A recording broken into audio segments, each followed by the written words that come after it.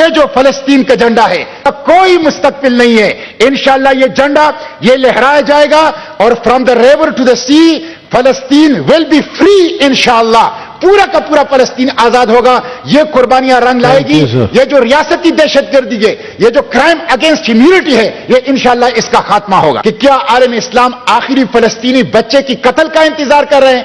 تو mister chairman, میں سمجھتا ہوں کہ آپ اگر عسکری مداخلت نہیں کر سکتے تو اسماعیل ہانیہ نے کہا کہ ہمیں 10% اسلحہ دے دیں, ہم آئندہ جمعہ آپ کو مسجد اقصی میں پڑھوائیں گے. 7 اکتوبر کو غزہ میں جو بالخصوص واقعات ہوئے انسانی تاریخ کا ایک بدترین محاصرہ ہے اور شدید ترین انسانی المیہ ہے. بری, بحری, فضائی تینوں اطراف سے اس وقت کارپیٹ بمباری وہ غزہ کے اوپر ہو رہی ہے. امریکہ, برطانیہ, جرمنی, فرانس, یورپی یونین یہ مکمل طور پر سفارتی مالی سپورٹ بھی دے رہے ہیں اور اسلحے کی سپلائی بھی اسرائیل کو کر رہے ہیں. ایک جینوسائیڈ ہے, ایک میسیکر ہے, ایک کارنیج ہے, ایک نسلی صفائی ہے جو یورپی یونین امریکہ کی سرپرستی میں اسرائیل نے غزہ کے اندر جاری کیا ہے. یہ جو وائٹ فاسفورس کا بات ہو گئی ہے, وائٹ فاسفورس سے ٹیمپریچر 800 ڈگری سینٹی گریڈ تک پہنچ جاتا ہے اور وائٹ فاسفورس کے بم استعمال کر رہا ہے اسرائیل. یہ وار کرائم ہے جو کہ اسرائیل جس کا ارتکاب کر رہا ہے.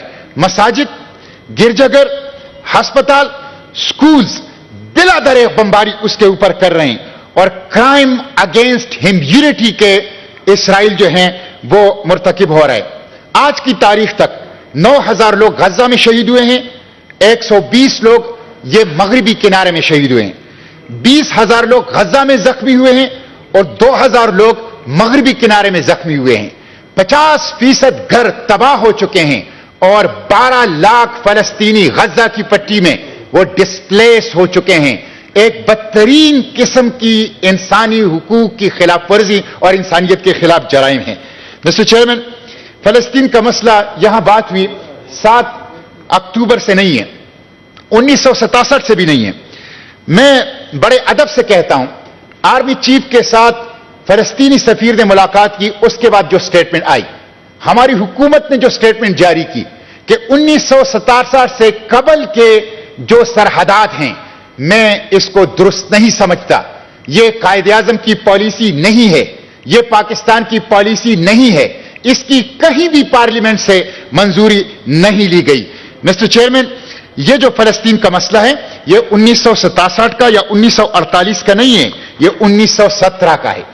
یہ ہے بلفور ڈکلیریشن. میں اس کے 2 جملے آپ کو سناتا ہوں.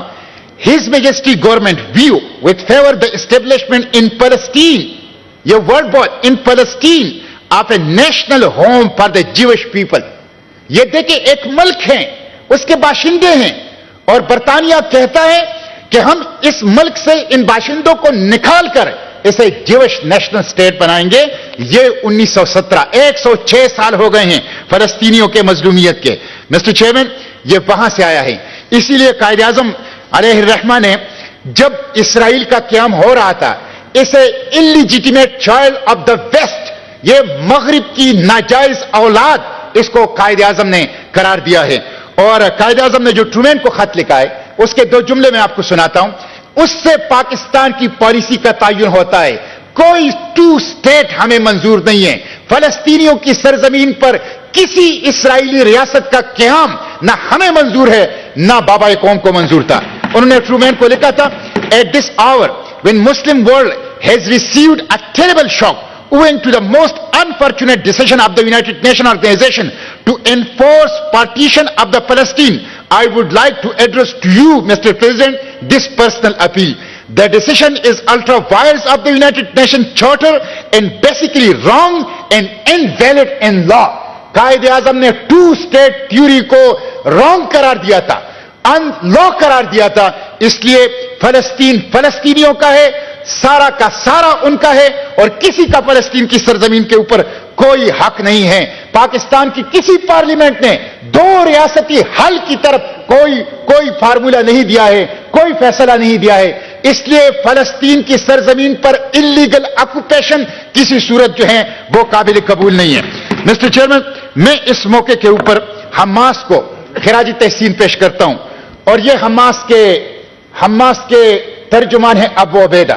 میں ابو عبیدہ کو خراج تحسین پیش کرتا ہوں، میں حماس کو سلام پیش کرتا ہوں، میں غزہ کے لوگوں کو سلام پیش کرتا ہوں.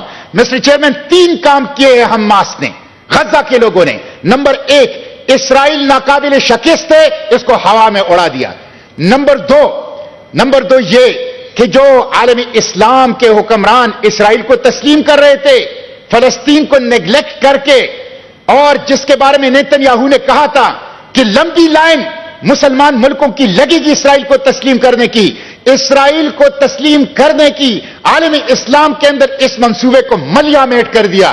اور نمبر 3 کام یہ کیا کہ امت کو امید دی، امت کو قوت دی کہ اپنی آزادی کے لیے، حریت کے لیے، اپنی زمین کے لیے استعمار اور استعمار کی ناجائز اولاد کے خلاف جدوجہد کی جائے.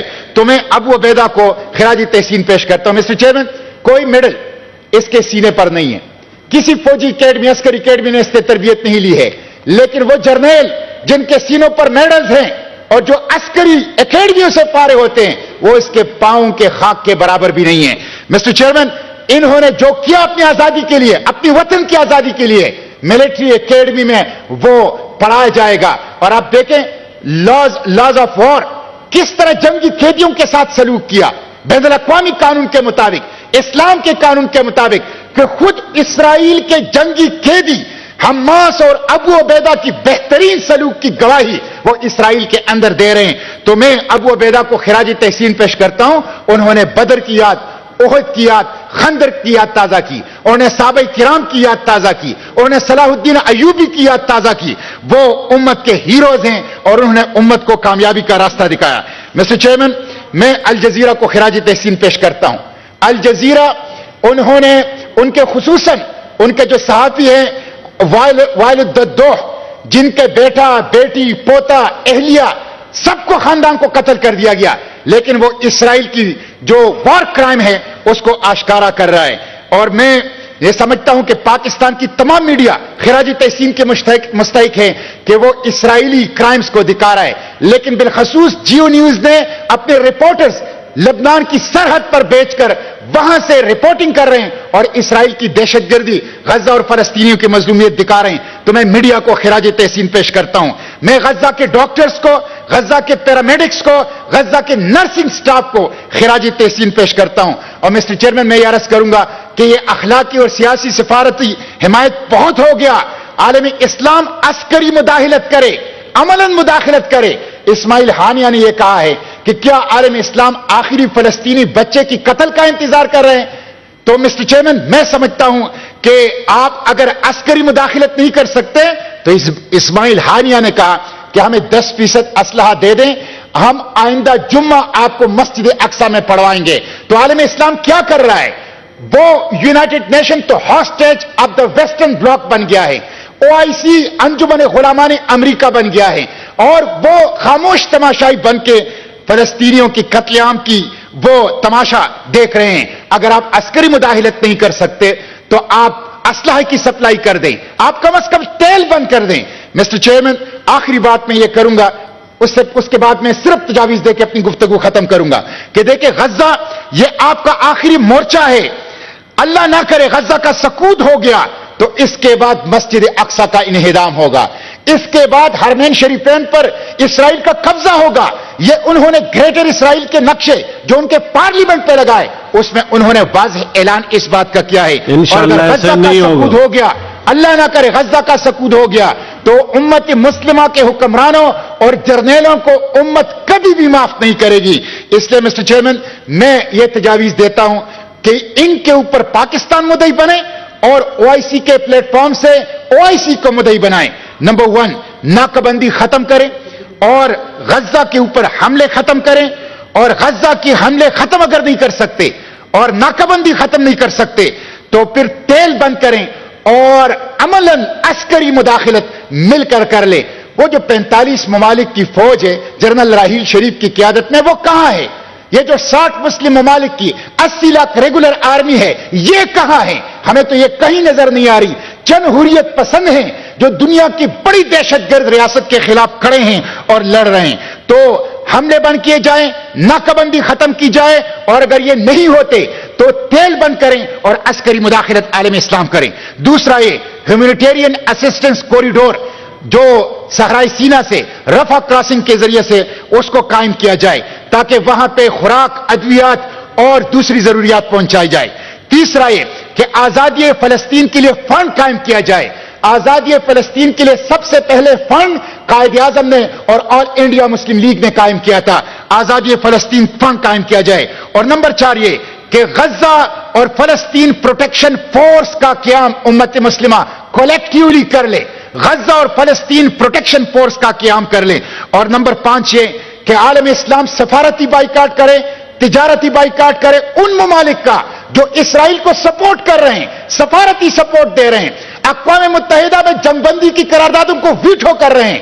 اور اس کے ساتھ ساتھ مصنوعات کا بائیکاٹ کرے. پاکستان مصنوعات کا بائیکاٹ کرے، پاکستان سفارتی بائیکاٹ کرے، پاکستان سفارتی، سیاسی اور مصنوعات کی بائیکاٹ کے لیے مدعی بنے آرگنائزیشن آف اسلامک کنٹریز میں. اور چھٹا یہ کہ انٹرنیشنل کرمنل کورٹ میں اسرائیل کے جو کرائم اگینسٹ ہیومینٹی ہے اس پہ پاکستان مدعی بنے اور متفقہ طور پر OIC کے پلیٹ فارم سے اسرائیل کے خلاف انٹرنیشنل کرمنل کورٹ میں جائے اور OIC اپنا ایک فوجداری عدالت قائم کریں.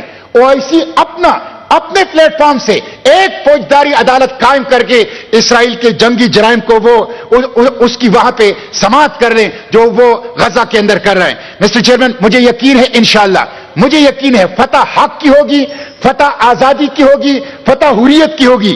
یہ جو فلسطین کا جھنڈا ہے کوئی مستقبل نہیں ہے. انشاءاللہ یہ جھنڈا یہ لہرایا جائے گا اور from the river to the sea فلسطین ول بی فری انشاءاللہ. پورا کا پورا فلسطین آزاد ہوگا. یہ قربانیاں رنگ لائے گی. یہ جو ریاستی دہشت گردی ہے، یہ جو کرائم اگینسٹ ہیومینٹی ہے، یہ انشاءاللہ اس کا خاتمہ ہوگا. Thank you ji. Honourable senator Manzoor Ahmed, پارلیمانی لیڈر BAP.